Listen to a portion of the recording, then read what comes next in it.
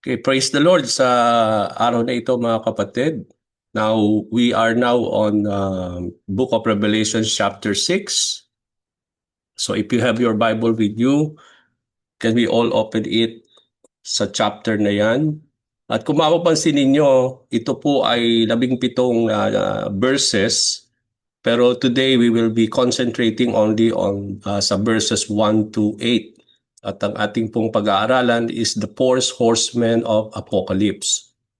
Okay, so makikita natin dito na when we talk about the seventh seal regarding the scroll, dito sa chapter 6, dito lang natin makikita yung breaking of the first six seal o yung umpisa hanggang ika-anim na seal dito po bubuksan, pero yung seventh seal ay makikita natin sa chapter 8, no, wherein the Lamb will break the seventh seal. So dito pa lang natin makikita yung isa hanggang ika-anim na seal, and then sa chapter 8 pa lang natin makikita yung how the Lord will open the seventh seal.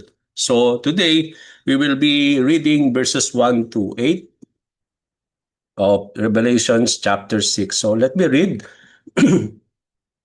As I watched, the Lamb broke the first of the seven seals on the scroll. Then I heard one of the four living beings say with a voice like thunder, "Come."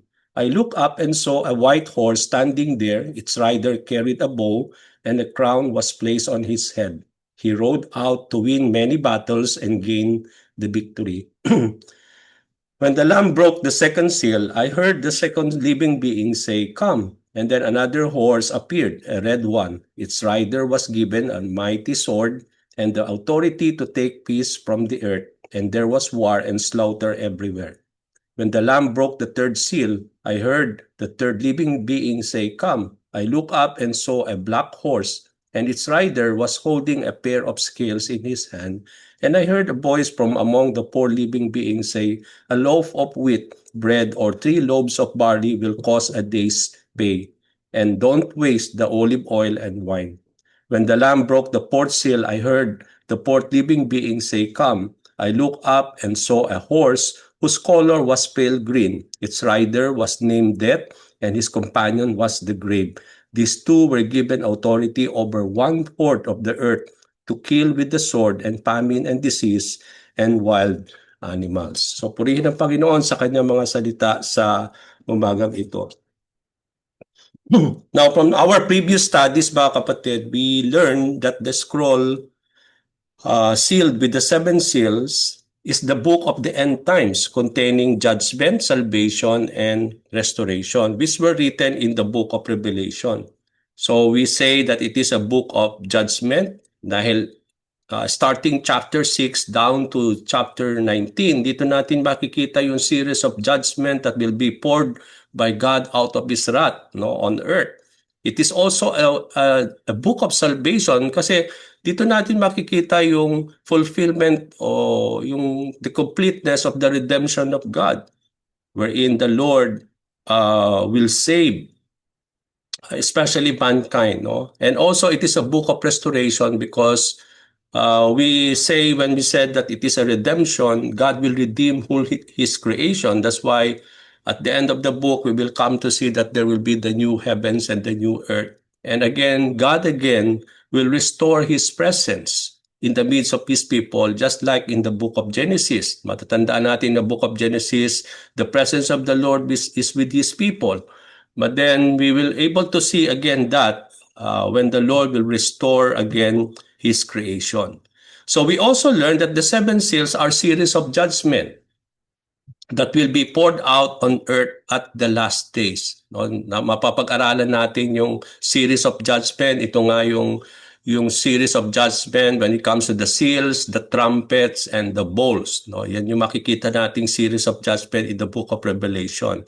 Revelation chapter 6 verse up to Revelation chapter 6 up to 19 contains dito natin makikita at ito ay nilalaman ng central core of the heart of the end times. Ito yung pinaka-central core ng message. Now, when it comes to the end times, referring to the second coming of the Lord, which is also called the day of the Lord. No? When we say that it is the day of the Lord, we are referring to the second coming of Jesus Christ, and also it is a day of judgment. So these chapters of Revelation, referring to chapter 6 to 19, is also referred as the time of Jacob's trouble, written in Jeremiah 30 verse 7. So hindi lang ito nire-repair no as the end times or everything that talks about the end times, but also it is being repaired in Jeremiah chapter 30 by verse 7 by Jeremiah that it is a time of Jacob's trouble. Ang sabi po dun sa verse na yon, sa verse 7 of Jeremiah 30, in all history, there has never been such a time of terror. It will be a time of trouble for my people Israel. Yet in the end, they will be saved. So dito makikita natin that as Jeremiah prophesy that there will be no such kind of terror in all history, no? It will be a time of trouble for Israel. But then at the end of that, ang sabi doon, ang pangako ng Panginoon, they will be saved. So it is being repaired as a time of Jacob's trouble. Also, it is being repaired by Daniel in chapter 9 verse 27 as the 70th week na sinulat niya na Daniel wrote, and if you babasahin natin noon, hindi na natin babasahin, but if you will try to study and try to read that chapter 9, especially yung verse 27, dito niya sinusulat yung abomination of desolation, no? Yung abomination of desolation. Ano bang ibig sabihin noon? Doon natin makikita kasi yun sa Daniel chapter 9 verse 27 that he was referring to a time wherein there is this abomination of desolation. Now, when we study this, pag sinabi nating abomination, ito yung kasuklam-suklam, isn't it? Yung something that will cause hatred. At pag sinabi naman nating desolation, it is a state of complete emptiness and or destruction. So it means to say it is something that will cause hatred, that will bring emptiness and destruction. So Jesus also spoke that, no? Nung mapapansin natin ito, when we study the book of Matthew, Jesus was also, when he was referring to the end times, to the day of the Lord, no, yung mga signs and everything, he said sa chapter 24 of verses 15 to 16 that he mentioned a future event na sinasabi dito ni Daniel, itong ang abomination of desolation, that minention ito ni Jesus Christ in chapter 24 of book of Matthew verses 15 to 16. Now, ano sabi doon ni Lord? Ang sabi ni Lord sa chapter na yon, the day is coming, sabi niya, when you will see what Daniel the prophet spoke about the sacrilegious object that causes desecration. Standing in the holy place, then those in Judea must flee to the hills. So, pag sinabi nating sacrilegious object, there will be an object or dito, medyo hati yung understanding ng mga Bible scholars at mga theologians that Jesus Christ, when he mentioned sacrilegious object, it could mean an object or a person that will bring abomination in God, no, that will cause desolation or emptiness or destruction. That itong sacrilegious object na ito, whether it is an object or a person, will cause desecration to whom? It will cause desecration to the holy temple, to the name of God, no? That it will cause desecration to the Lord. And then, pag sinabi nating sacrilege, ibig sabihin nun, making someone unholy. So, it will bring irreverence to a sacred person. So, itong sacrilegious object na ito, on that future event, referring to the abomination of desolation, will cause desecration to the temple. At the same time, it will bring irreverence toward God who is holy. No? So doon natin makikita yon. So it was believed that the abomination that would lead to destruction was either an object or a person. Yun yung sinasabi ko. Regardless of whether it is an object or whether it is a person, itong abomination of desolation is was Daniel was predicting, no, that will happen in the future. Na ang sinasabi niya dito, that a future ruler will make treaty with people of Israel. Ito nga yung during that time that there will be a ruler or a king who will make treaty with the people of Israel. And then the term of that treaty, so magkakaroon ng treaty itong taong ito between with the people of Israel, at yung treaty na yon, yung term of treaty will be for a week, which we take to be a period of 7 years. Although sinabi doon that it will be sabi ni Daniel that it was mentioned that it is for a week, but it was to be understood as a period of 7 years. And midway to that time, sabi doon, the ruler will gather his troops and put an end to the sacrifices and offerings in the temple. So makikita natin dito, yung nire-repair na yon is being repaired to the Great Tribulation. Diba? Yung Great Tribulation will be 7 years. At during that time of that treaty, repairing to the 7 years, this midway on that time, itong ruler na ito will gather his troops and will put an end do sa mga sacrifices and offerings na nagaganap sa templo. And at that time, the ruler will desecrate the temple, setting up some time of sacrilegious object. The desecration of the temple will continue until the judgment of God is finally meted out by the ruler and his followers. No? At makikita natin yon doon.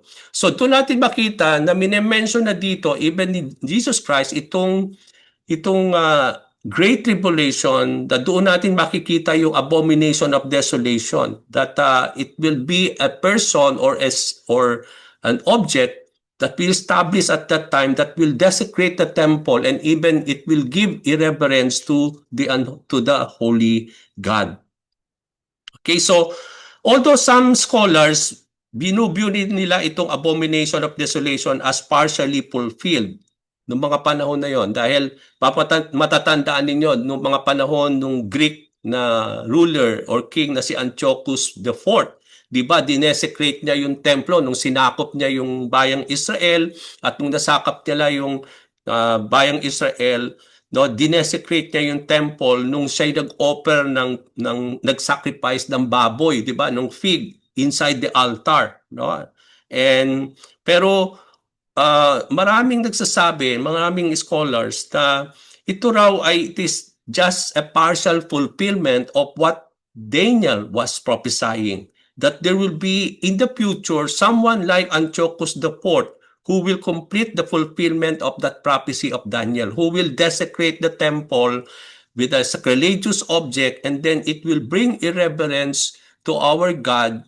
That's why it will cause the abomination of desolation. That it will cause, sabi natin, hatred to God, and it will bring desolation, yung emptiness and destruction. Okay? So, dito natin makikita na sinasabi nila na merong ng partial fulfillment of this. Okay? But then, the complete fulfillment of this is that it will only happen on the second coming of the Lord, or the day of the Lord. It is also viewed, mga kapatid, that yung abomination of desolation was a prophecy to be fulfilled in the last days, referring to the Antichrist. So dito na natin makikita yung ruler na yon that who will make with Israel a treaty, and for 7 years, doon yung period of treaty, and then the midway there, doon natin makikita that he will rule and he will stop the sacrifices and the offerings in the temple. No, doon natin makikita ito,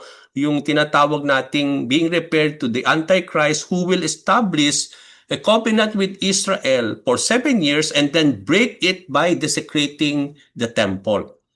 So the sacrilegious object could be the sabi nga natin, the image of the beast that would be set up to be worshipped in the temple at that time. So yung object is, so dito natin makita that there will be a person and an object that will bring, or a sacrilegious object that will bring that abomination, that will cause desolation. Yung person, yun nga yung Antichrist, and then in the midway of that great tribulation, he will establish and set up a sacrilegious object. Yun nga yung image of the beast that he will ask everyone to worship. Okay, so dun yung nakikita natin. It was also believed that the Temple of Jerusalem will have to be rebuilt. Kasi kung titingnan niyo, no, sabi doon sa prophecy that when this Antichrist will rule, the sacrifices and the offerings in the temple will be stopped. So doon sa Great Tribulation, makikita natin mga kapatid, on the day of the Lord, there will be the reestablishment of the temple of God, no, in Jerusalem.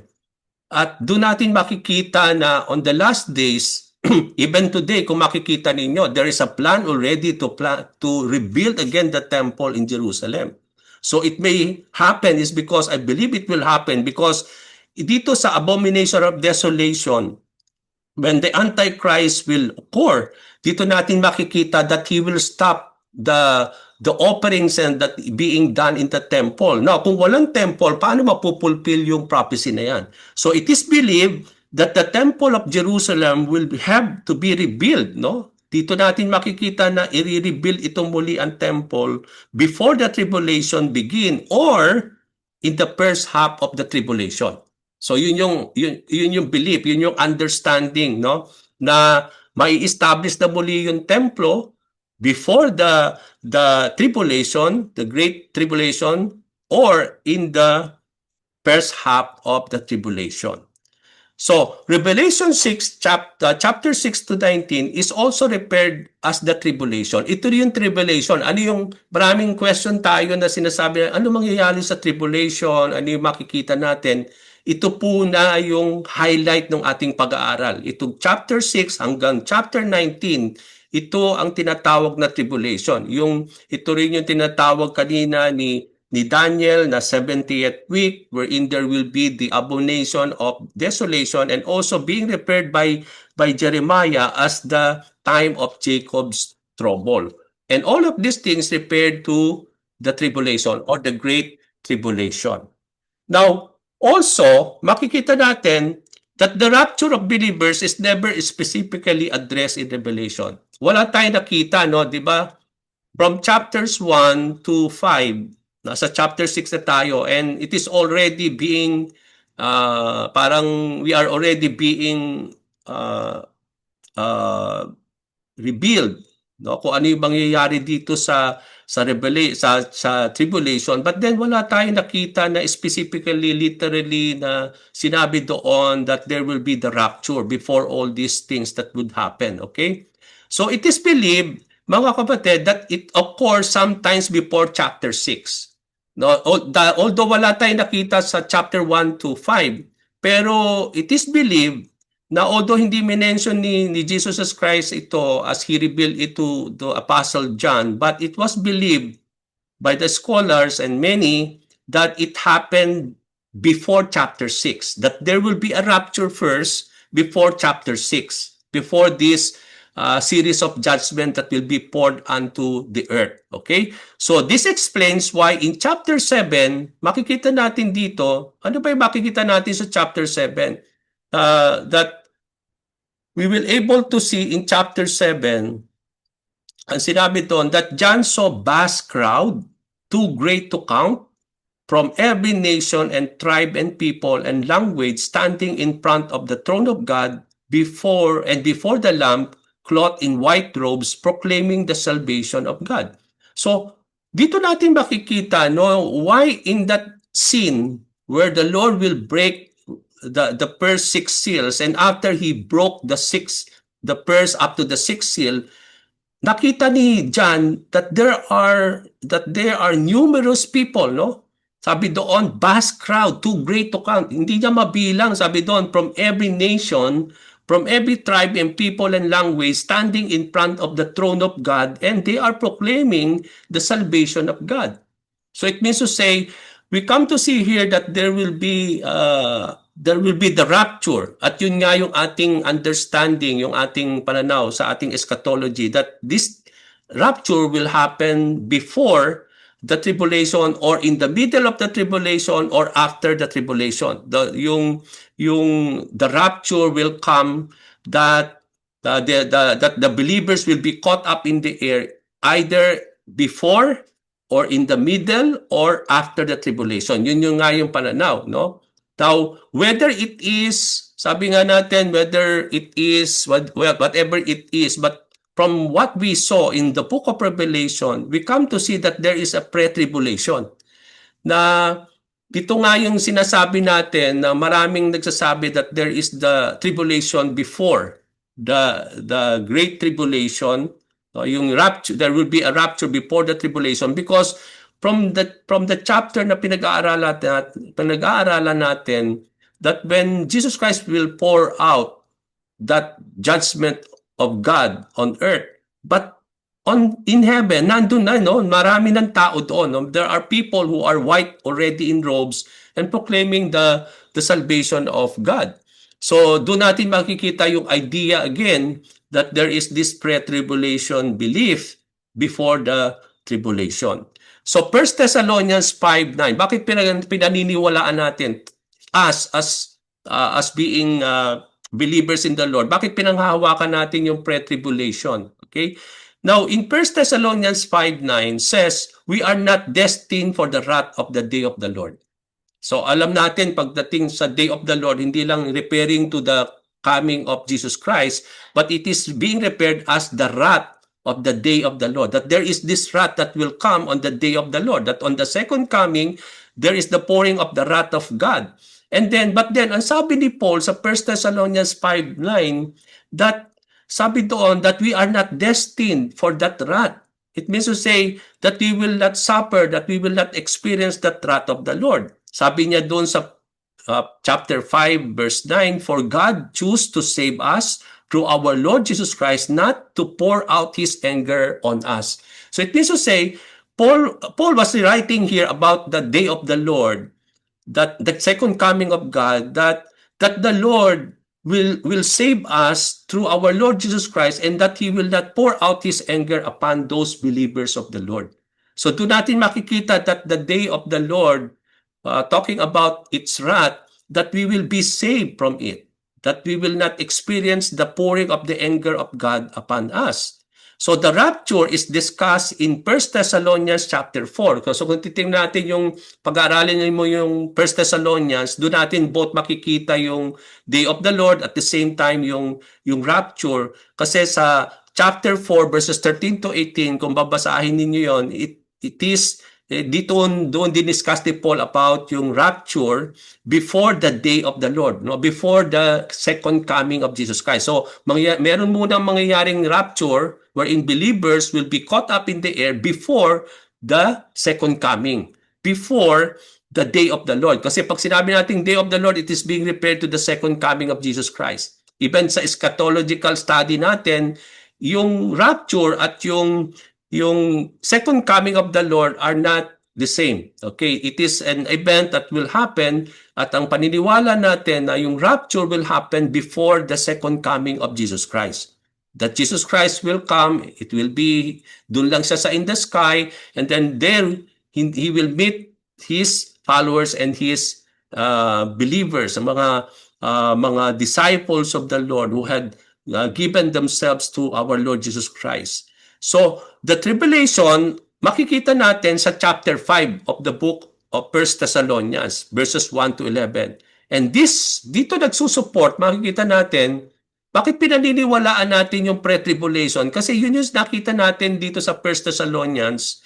Sa chapter 4, doon natin makikita yung rapture. Sa chapter 5, doon pa lang makikita yung tribulation.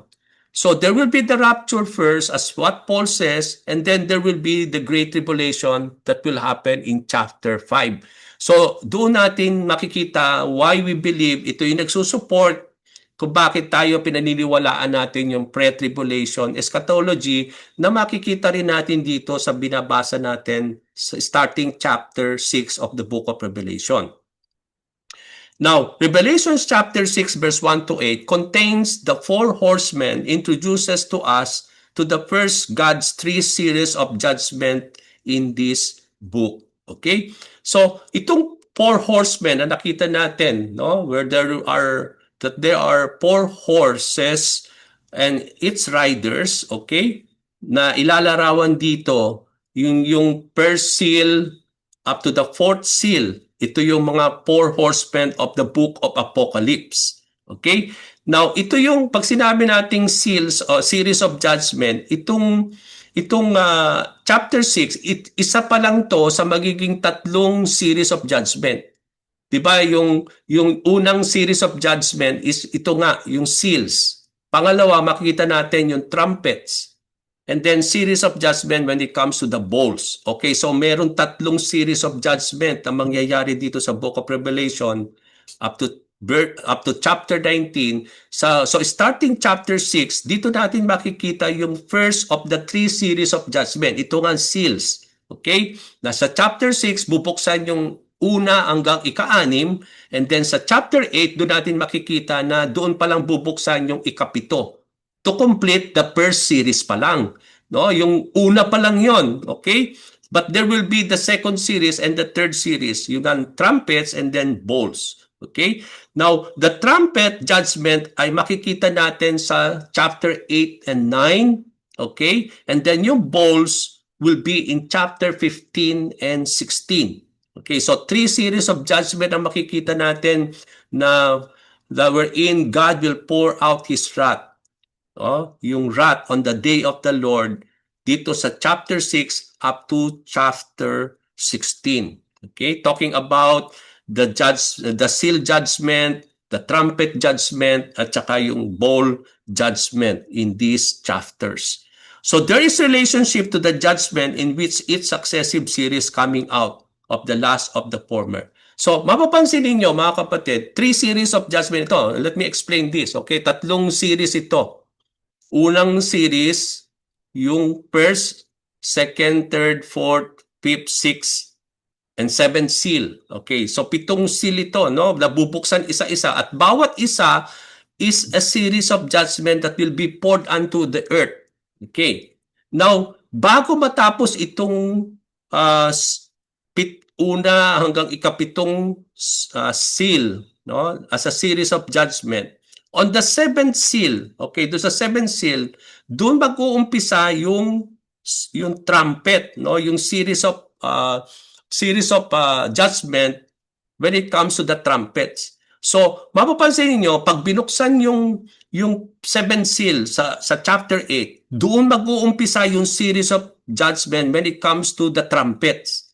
At pag dumating na yung seventh trumpet series, no, doon mag-uumpisa naman yung series of judgment when it comes to the bowls sa chapter 15 to 16. Lagi makikita ninyo pagbubuksan yung ikapito, no, yung ikapitong seal, yung ikapitong trumpet, yung doon mag-uumpisa yung series again of judgment. So tuloy-tuloy siya, instantaneous yan. So kung makikita ninyo yung series of judgment na yan ay tuloy-tuloy. There is an instantaneous event that will happen when the Lord will pour out His wrath. So tuloy-tuloy yan. So come to imagine that. No? Tuloy-tuloy yung series of judgment. Walang patid po yun. When the Lord will break the first, there will be the breaking of the second. After that, there will be the breaking of the third.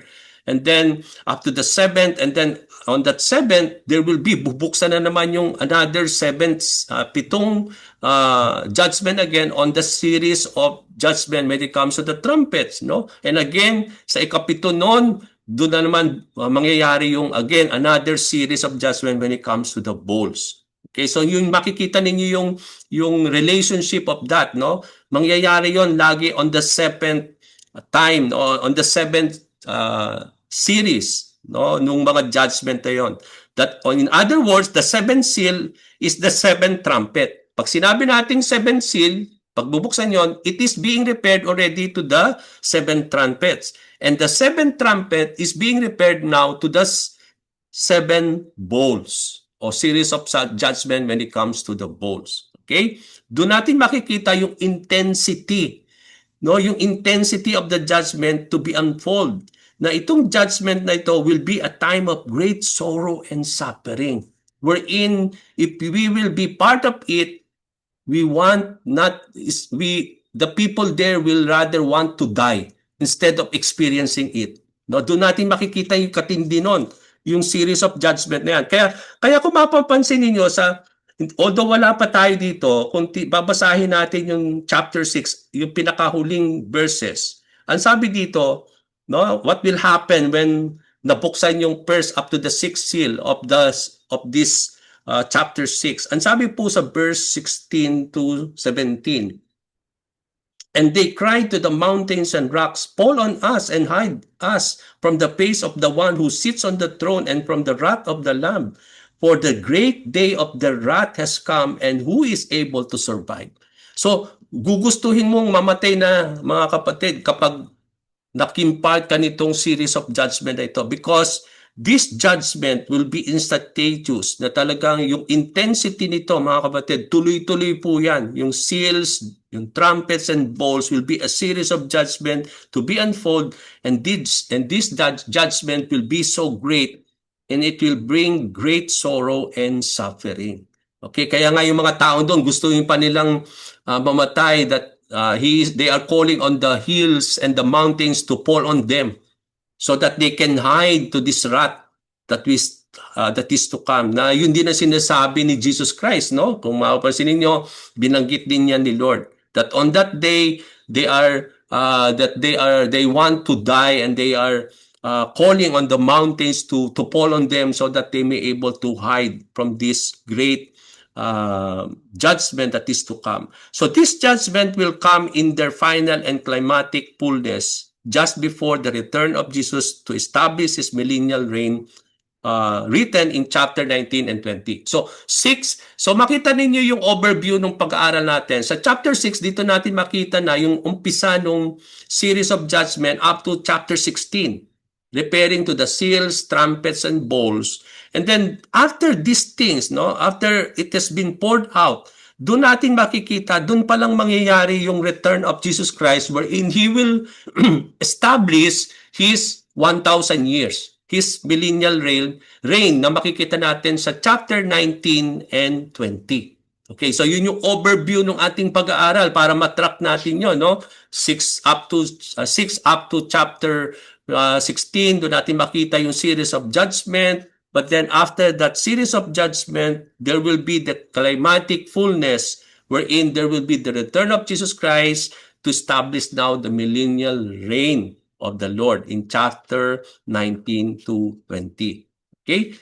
Now, it is also good to emphasize, mga kapatid, that the seal judgment, no, referring to the first lang, ito munang pinag-uusapan natin yung unang series, yung seal judgment, are prior and preparatory for the great tribulation written in Revelation chapter 6 verse 17.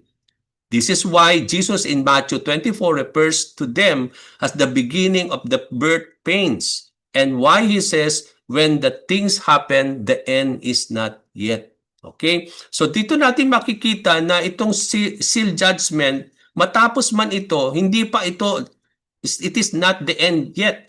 No, there are still series of judgment that is to come, no, na doon natin makikita na itong seal judgment is just preparatory, o para bang it is just a preparation for the great tribulation mentioned in chapter 6 verse 17. Okay? Now, ang tanong natin ngayon, as we go now to our study, the four horsemen of the book of Apocalypse, what is the situation or the general condition on earth after the rapture? Okay, we believe that there will be the rapture first before this day of the Lord, or the wrath of the day of the Lord, even before that great tribulation. Yun ang understanding natin. Now, kapag na-rapture na yung mga believers, okay? Now, what will happen now to the condition of the earth? Ano mangyayari ngayon dito sa mundo?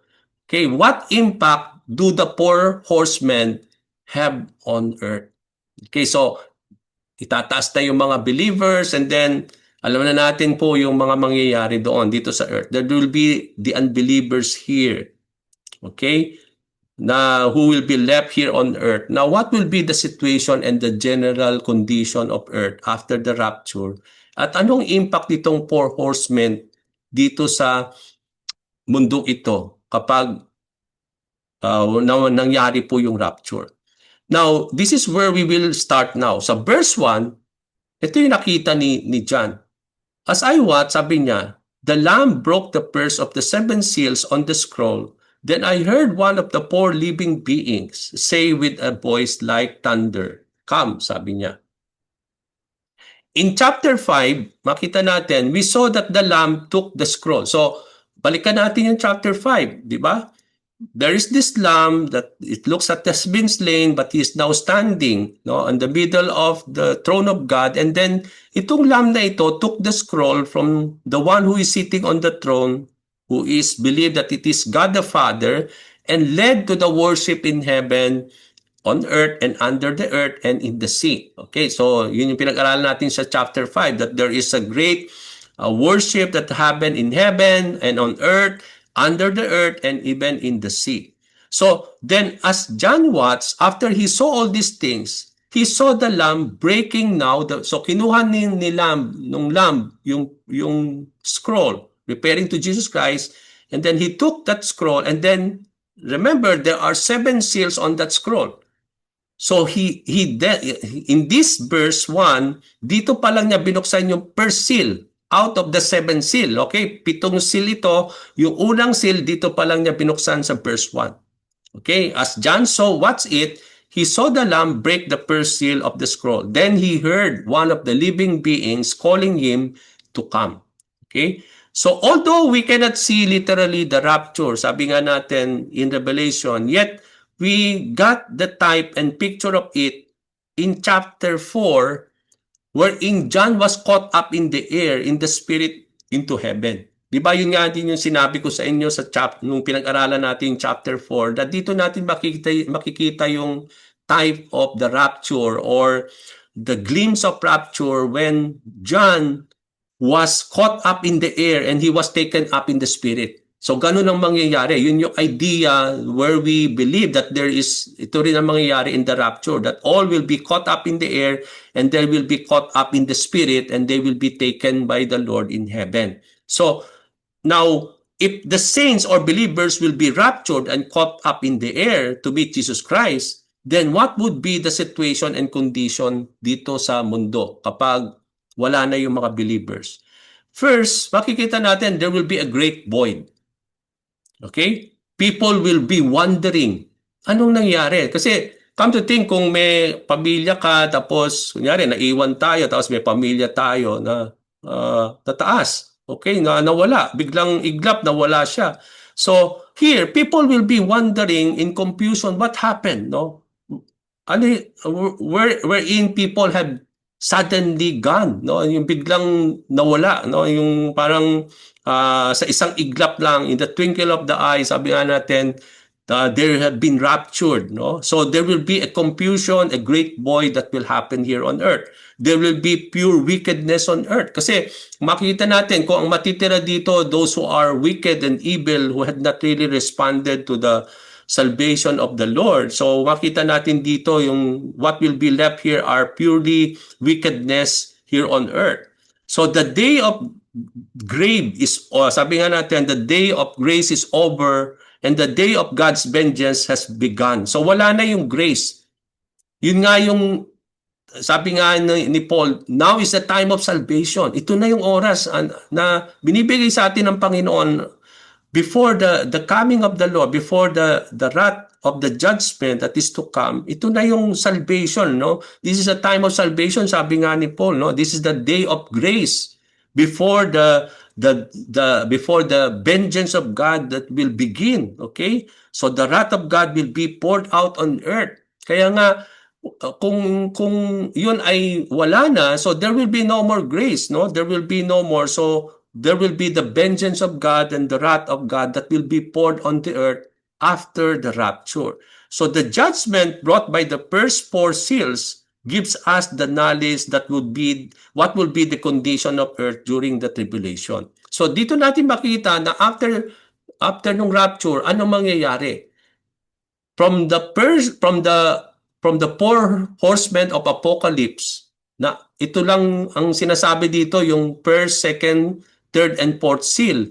Ito yung makikita natin na mangyayari after the rapture. beginning sa verse 1, that there will be 4 horses wherein there are 4 riders, sinisimbolize ito yung mga series of judgment that will be poured onto the earth. Now, what will be the start? No, this will be the start of the Great Tribulation. During our eschatological study of the end times, kung matatandaan ninyo, we learned the reason for the tribulation. Bakit magkakaroon ng tribulation? Okay, di ba? Kung matatandaan ninyo, bakit pinag-aralan natin sa eschatology, sa ating series of study about eschatological regarding the study of end times, nalaman natin yung reason bakit magkakaroon ng tribulation. Una, it is to judge sin and put an end to wickedness. Sabi po sa Isaiah 13 verses 9 to 11. So there will be a great tribulation, and it is a time wherein the Lord will judge sin and to put an end to wickedness. There will be tribulation. Number 2 is because to force everyone on earth into decision with only 2 choices. Will they follow Jesus or they will follow the Antichrist or Satan? So, dito natin makikita mga kapatid that although there will be a tribulation, we believe that there will be still people who will be choosing or deciding to follow the Lord, no? Or they will believe on the Lord. Na dito natin makikita that they will be left 2 choices only, whether they will follow Jesus or the Antichrist or Satan. So this decision leads to a tremendous number of souls and saved throughout the whole earth, as seen in Revelation chapter 7 verse 9 to 17. So doon natin makikita pala mga kapatid na although there will be the rapture, so may maiiwan dito, no? But we believe that during that 7-year tribulation, mga kapatid, we believe that there will be a tremendous number of souls also that will be saved throughout the whole earth. Kasi, bakit ko sinabi? Kasi makikita natin yun sa chapter 7. Yun nga yung sinasabi ko sa inyo kanina, na before matapos yung series of judgment, there is the chapter 7, no?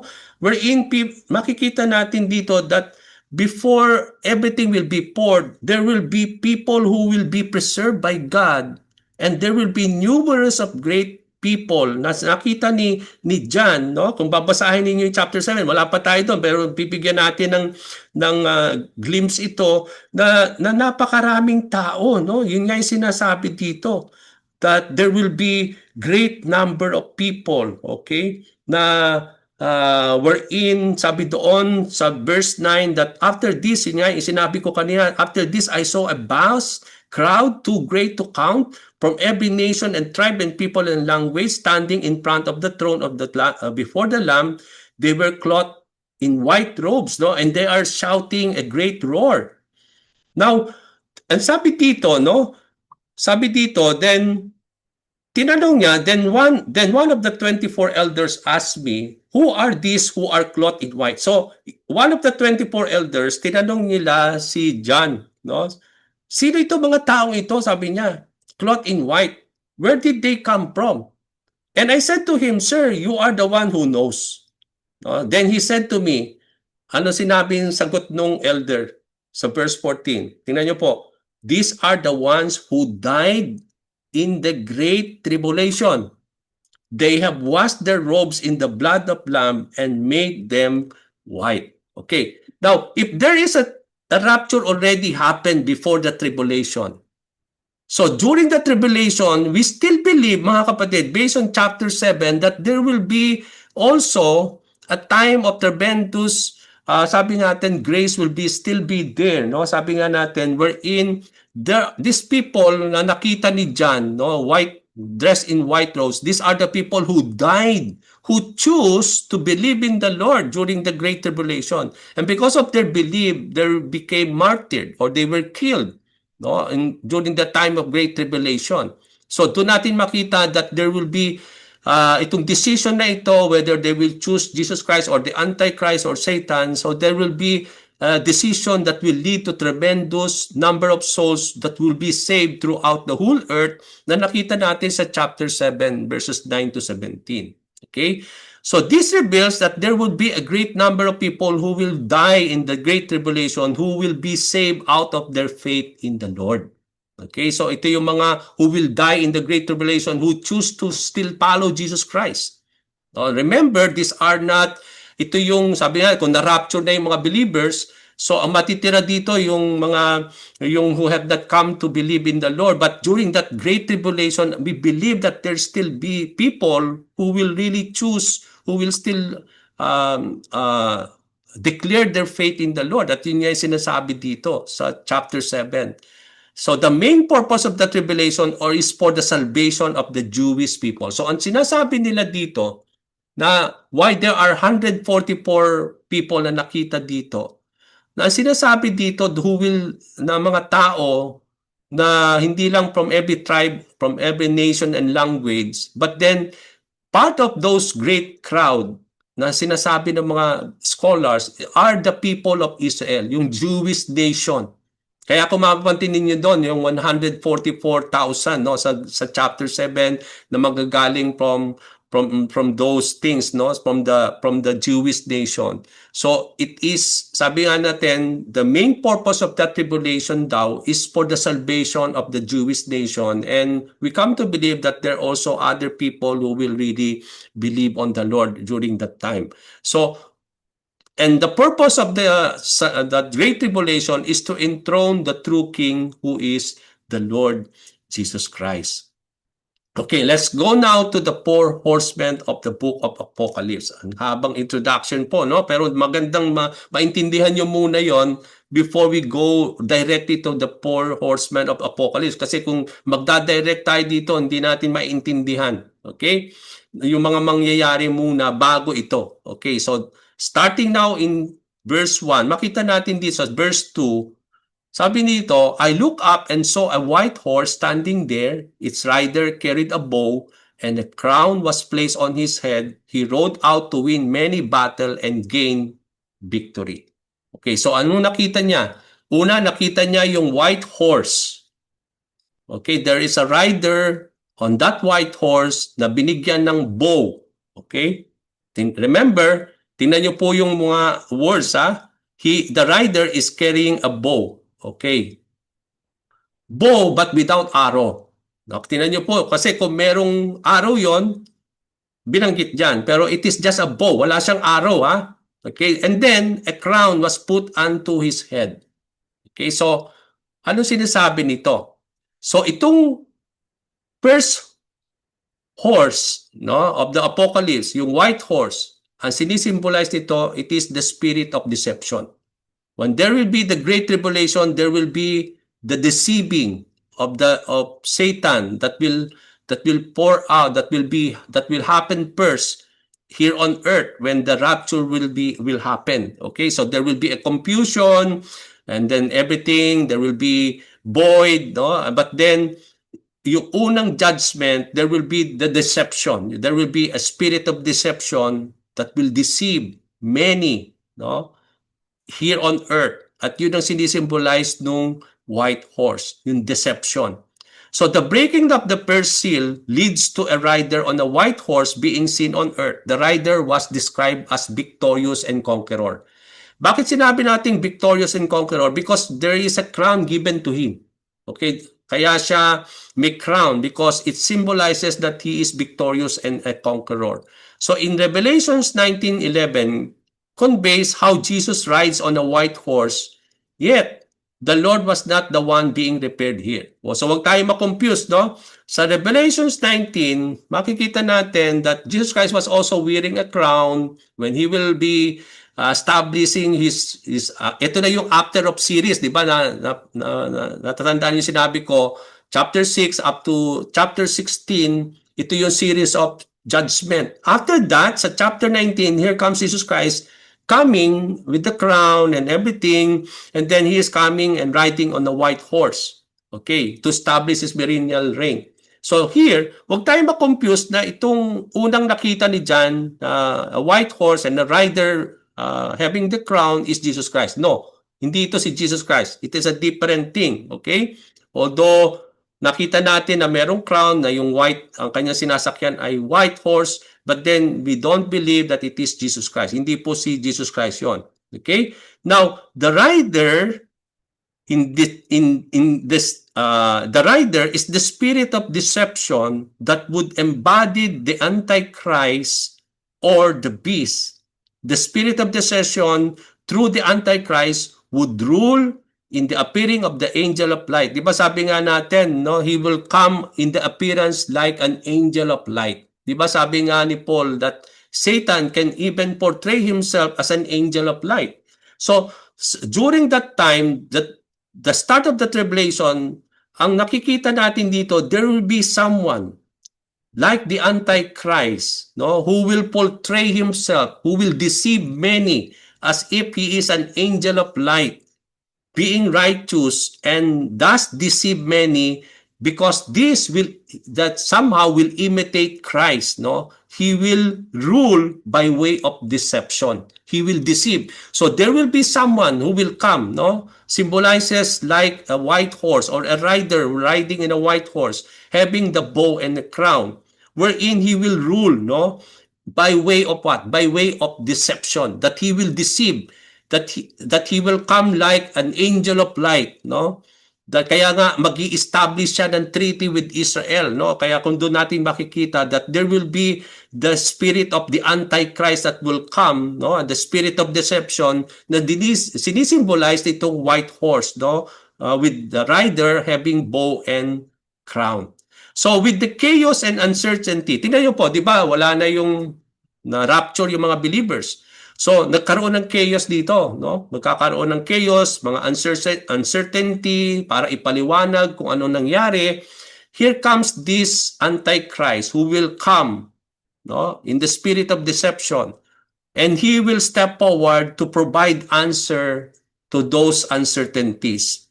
Siya yung magte-take control, no, after the rapture. He will conquer through peaceful and political means and will be given a crown. Kaya nga, doon natin makita, maghahari siya kasi yung crown symbolizes that he will rule and reign. At during the Great Tribulation, we believe that it is where the Antichrist will rule and reign here on earth. At yun yung makikita natin, yun yung white horse, okay? The rider of the white horse that will be given the crown, no? Because that ruler, symbolizing the Antichrist with having the spirit of deception, will, sabi dito, will rule out of peaceful and political means. Okay? Doon natin makikita that the crown symbolizes that he will rule and provide leadership. Okay? So, the bow symbolizes military strength. Pero notice here, hindi bow and arrow. Kasi kung makikipagdigma siya, dapat merong din arrow. Okay? Now, bakit bow lang? Wala yung arrow. Kasi doon natin makikita that this indicates the absence of arrows indicates that his victory will be bloodless. Walang dugo na mananalaytay during that his victory will be a peaceful thing. Okay? That there will be a peace, and through his deception, magkakaroon ng peace. He will rule, no, over this earth, no, without any blood that will happen, that there will be no fighting, that there will be blood. He will accomplish it by deceiving, no. He will win peace by making covenant and agreement and not war. So para ba siyang angel of light na magpo-portray by deception na out of his spirit of deception, he will able to deceive people, no? And that's why it will be a victory without blood, no? Kaya doon natin makikita that he will rule, that he will reign, no? But he will provide leadership, and it symbolizes military strength. Meron siyang military strength, but then yung kanyang strategy of gaining control and rule is not by way of sabi nga natin by way of blood, no, but then makita natin it will be a peaceful victory, no, that will happen there when the Antichrist will sit as on the throne. So the Antichrist will come as a king and will conquer the entire earth in a bloodless victory. Doon natin makikita yon sa Great Tribulation. Walang digmaan na mangyayari. It will be a peaceful thing, no? That because i-deceive niya itong mundo, no? That he will provide answers, no? He will provide leadership, no? During the time of void and chaos, and that's why he will able to conquer the entire earth in a bloodless victory. He will make 7-year covenant with Israel. Magkakaroon ng covenant with Israel and her neighbors, no, hindi lang kay Israel kundi sa lahat ng mga nations na still on that time, no, that will bring peace in the area without knowing na ang kalalabasan noon will be destruction. Okay? So this fulfills the warning of Jesus in Matthew 24 verse 4 and 5 where he tells us to be on guard against deception and false Christ. Di ba yun yung sinasabi ni Lord Jesus Christ dito, no? Nasa Matthew 24 that be on guard on when against deception, because on the starting on the great tribulation there will be a great deception that will happen wherein all people will be deceived by this Antichrist who will rule and reign, who will try to proclaim that he is the Christ, no? That he will imitate Jesus Christ as being an angel of light. Kaya nga, madali niyang na-deceive yung tao at that time. Kaya sinasabi ni Lord dito, when he was writing on the end time, sabi ni Jesus Christ, no, na kinoconnect niya dito sa mangyayari sa Revelation chapter 6 down to 16, doon natin makikita na sa Matthew 24, Jesus Christ was also always referring to that, yung mga mangyayari doon. Kaya nga, as early as Matthew 24, binabalalaan na niya lahat ng mga believers that to be on guard against deception, because that's the first seal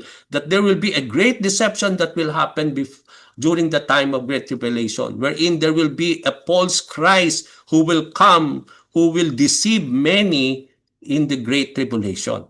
Okay, so the first horse is the spirit of deception, the coming of the Antichrist. Okay, second horse, it means war. So after this, that there will be a peace, okay, that at 7 years, sabi nga natin, 7 years will be established yung covenant with Israel, but in the middle of that, there will be chaos, no? There will be war that will happen. So sabi doon, verses 3 and 4, when the Lamb broke the second seal, I heard the second living say, come, then another horse appeared. A red one. So there is a red horse. Ano yung rider? Its rider was given a mighty sword. Tingnan niyo po. Mighty sword and the authority to place on the earth, and there was war and slaughter everywhere.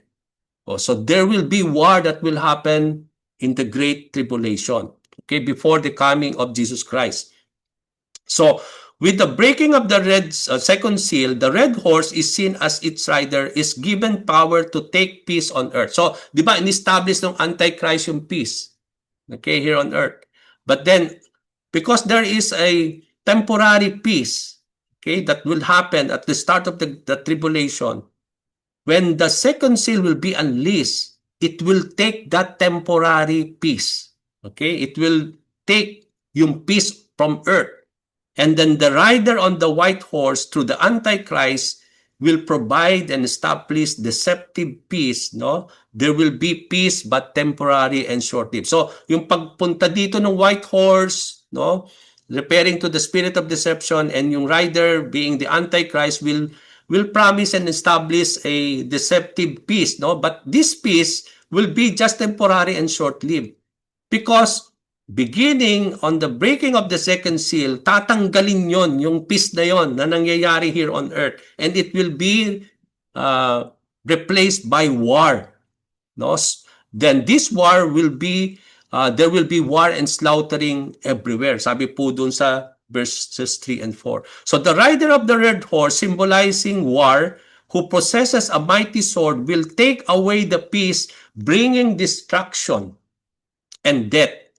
The color red symbolizes bloodshed and slaughter. Tingnan niyo po yung mga color, di ba? Yung color ng red, it means blood. So there will be destruction through slaughter, and there will be war everywhere here on earth. when peace would be taken away from earth, so dahil wala ng kapayapaan, so ano mangyayari? The people will slaughter and slay each other. Okay? There will be war and slaughter everywhere. Sabi po sa verse 3 and 4. At kung mapapansin natin, yun din ang sinasabi ni Jesus Christ sa Matthew 24, no?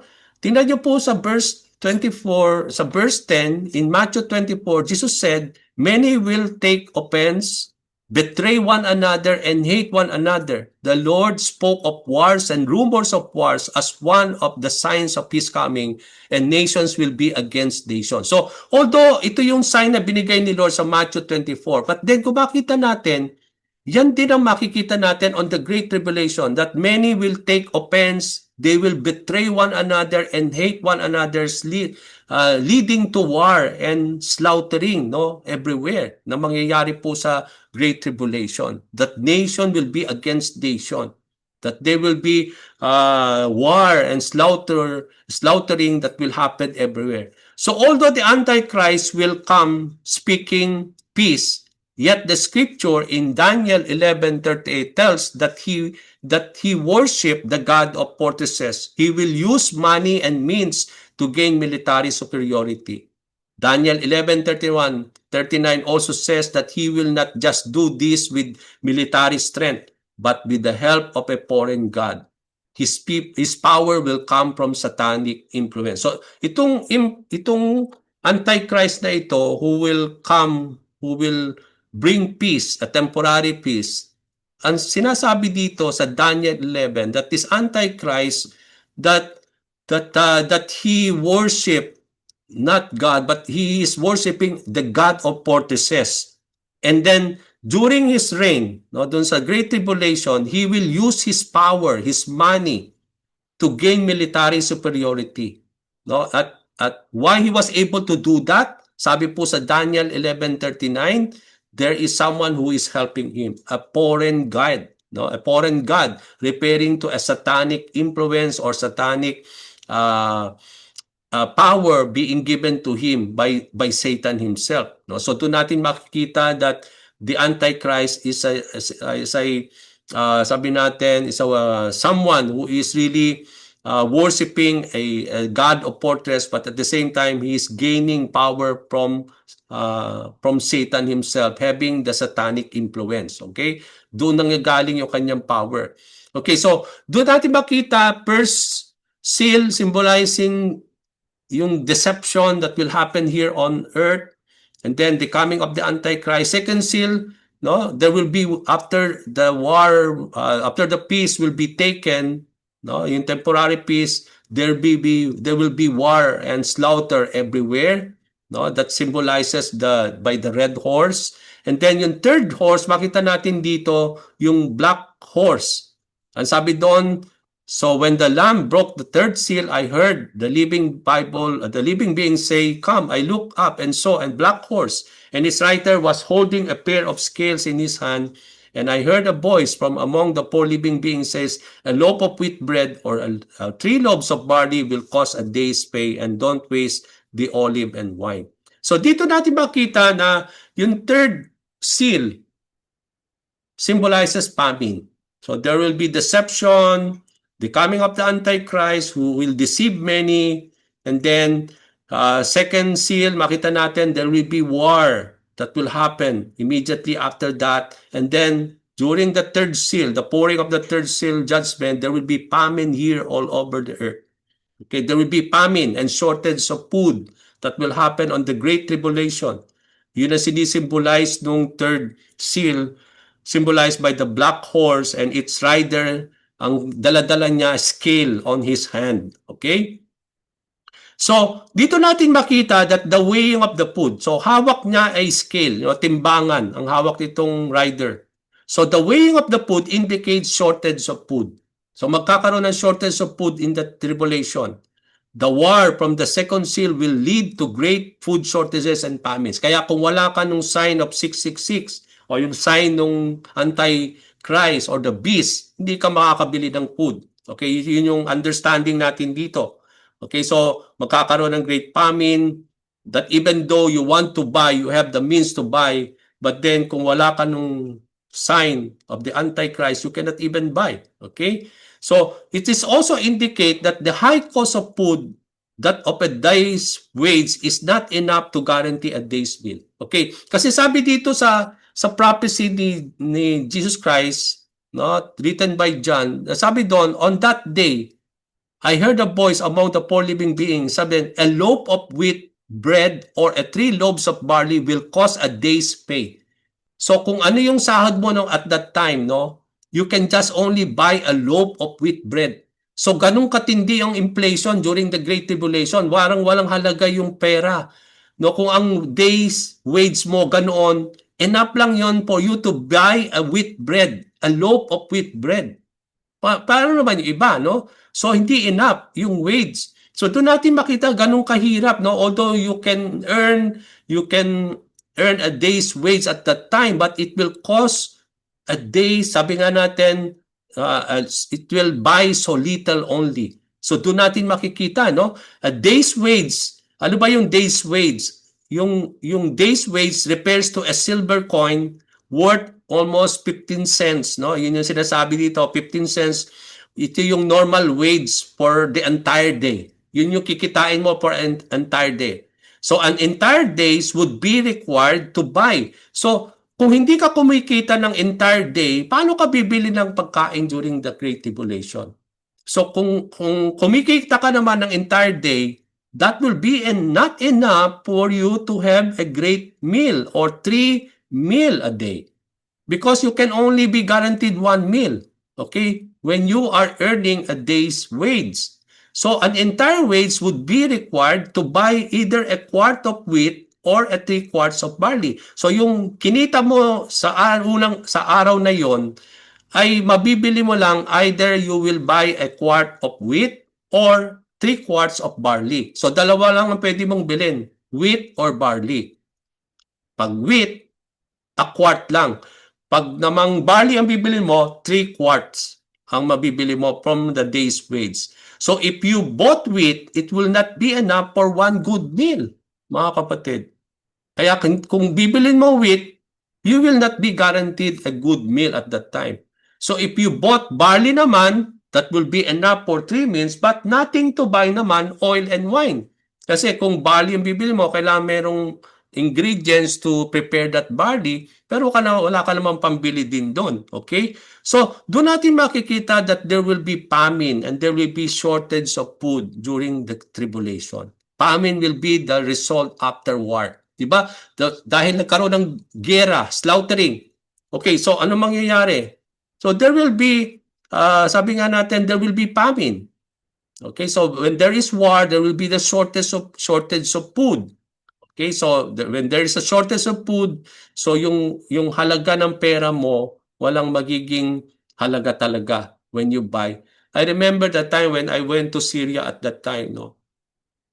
Na during that time when I went there, yung continue pa rin yung war that is going there, no? Come to think, no, yung mga local Syrian there, they are not being given dollar when they are earning their salary. Yung paring Syrian dollars ang binibigay sa kanila as a way of wage sa kanilang mga trabaho. And during that war, because it is war, walang halaga po, no? Yung bibiling mong thousands na money at that time, it is more than just enough to buy you something, bread, no? Walang halaga yung pera. Although, palagay mo ng thousands ang kinikita mo, but then at the end of the day, it cannot really buy anything at all because of the war, no? Parang naging worthless yung money at that time. Not if you are earning dollars at that time. So mas matindi naman ang palit ng dollar to Syrian pounds. So doon natin makita. So doon natin makita, it will be the same thing in the Great Tribulation. No, even though you have the means to buy, but then because of the shortage of foods, you cannot buy. At the same time, before you buy, you have to have the sign of the Antichrist. And even sabi nga natin, even you are earning at that time, it is not enough for you to be having a good meal at that particular time. So shortage of food will lead to famine and high inflation. Okay, so dahil war, So magkakaroon ng shortage of food, walang production of food, so magkakaroon ng shortage, and that shortage of food will lead to famine and then high inflation. So the phrase, don't waste the olive and wine, na sinabi doon ng elder, is seen as setting the limit out of famine and the deprivation of buying food because of shortage. So makita natin dito, ang sinisimbolize noon is yung sineset niya yung limit kung ano yung pwedeng bilhin sa out of that famine. Na kahit meron kang pera, because of there is a shortage of food, wala ka rin mabibili. Okay, so doon natin makita, sinisimbolize din yon yung deprivation. Madi-deprive ka of buying food because of the shortage. So kahit may pambili ka, you are deprived of buying food because of the shortage of food. Okay, now let's go to the last seal and then I will end. Seal number 4. So there will be the deception that will happen to the Antichrist. Antichrist will rule, and then during that reign, during that 7 year, there will be wars and slaughtering. And then during that time, because of that war, there will be famine and shortage of food during the 7-year tribulation. Okay, then what will happen next? On the 4th seal, pagbubuksan na ni Lord yung 4th seal, there will be death. Okay. Now, when the Lamb broke the 4th seal, I heard the 4th living being say, "Come." I looked up and saw the horse whose color was pale green. Its rider was named Death, and his companion was the grave. These two were given authority over 1/4 of the earth to kill with sword and famine and disease and wild animals. So dito makita natin, there will be war, there will be shortage of food, famine, inflation will be high, and then here comes the death through pestilence, through that famine, through that war, through that disease, and through wild animals. Okay? So when the 4th seal was broken, the elder was given authority, or the rider will be given the authority to bring death to what? To 25% of the world's population. 25% mga kapatid, no, of the world population will bring death out of famine. Dahil may famine, maraming mamamatay. Because of the war, maraming pong mamamatay during the war. Because there will be also disease and pestilence, plagues na mangyayari at that time, sabi ng elder. And also even from wild animals, dahil dahil pati yung mga animals, they cannot really eat, no, food, and even what they will do, even the wild animals, they will eat, no, human beings at that time. So they will die, no, at that from wild animals. So doon natin makita na it will bring 25% of world population, and yung pale green is a color of decomposition of a corpse. Kaya kung makakakita ka ng isang namatay na for some time, yung kulay nung bangkay, no, it will be pale green na, no. Yun nga yung sinisimbolize itong color of the horse at that time. Itong death of 25,000, come to think, would lead to the grave. Kasi kung sabi doon, yung rider will be the Death, his name is Death. Meron siyang companion, no? Dalawa sila. These two were given authority. Yung Death at yung companion na grave were given authority to over 1/4 of the earth to be killed by sword, no? To be killed by war, famine, disease, and wild animals. So come to think of this, no, that death and grave, no, will be brought by war, by diseases, plagues, no, mga pestilences, and even by wild beasts during that great tribulation. Now, today, I search ang population natin today, kung darating po yung mangyayaring rapture today, no, or even this month, yung world population daw today is 8.2 billion world population. So, if the tribulation will happen this month, so what does this tells us? It means to say almost 2 billion of people will die on various deaths during the tribulation.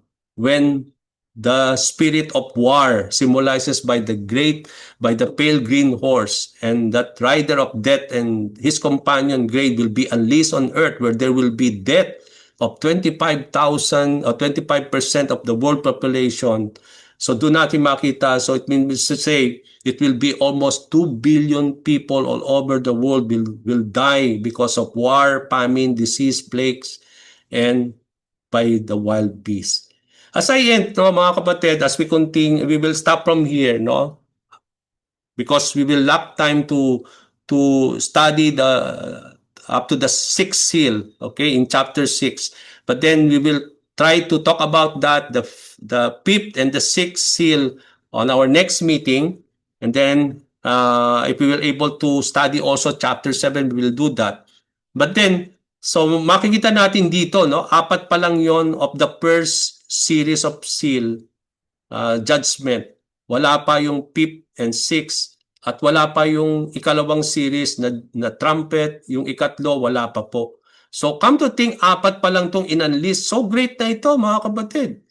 No, deception, the ruling of the Antichrist, no, it will brought war and then famine and also shortage of food, and then there will be 25% during that tribulation will already die, no, out of famine, war, and slaughtering, and diseases and plagues and pestilences and through wild beasts. No? So doon natin makita, matindi po ito. No? Wala pa tayo doon sa, ito pa lang, wala pa nga doon sa complete nung unang series of seals judgment. These are only 4 pero matindi na po ito. So relationship of relationship, so Matthew 24, makita natin dito may relationship yon. Yung first seal, second seal, third seal, and fourth seal, makikita ninyo yan sa chapter 24. Okay? Na it talks about yung deception, no? Even in chapter 24, verse 4 and 5, beware of deception, no? Be on guard of deception, sabi ni Jesus Christ, of the Antichrist, no? He was already talking about what will happen in the three tribulation. Although he was talking about the things that will happen, no? But then it also points to the great tribulation. Yung second seal, there will be war, di ba? Sabi niya that ito yung sign ng kanyang pagdating, no? That there will be war. And remember, he was talking about his second coming. But we believe that before the second coming of the Lord, there will be the great tribulation muna. So makita natin that he was talking about that this war, although makita natin yung sign na yan today, but hindi pa yan, partial fulfillment pa yung war na yan na sinasabi sa second seal.